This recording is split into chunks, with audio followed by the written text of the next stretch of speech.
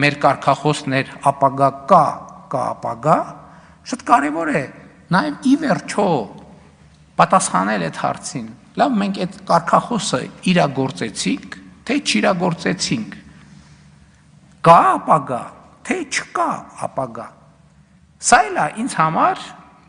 գրեթե ամենօրյա խորհրդածության նյութ և այդ խորհրդածության արդյունքում ես եկել եմ հետևյալ եզրակացության, ինչն է գործնականում նշանակում, որ կա ապագա և ինչն է գործնականում նշանակում, որ չկա ապագա, եթե կա ապագայի նախագիծ հստակ գծագրված, ուրեմն կա ապագա, եթե չկա ապագայի հստակ գծագրված նախագիծ, ուրեմն չկա ապագա, և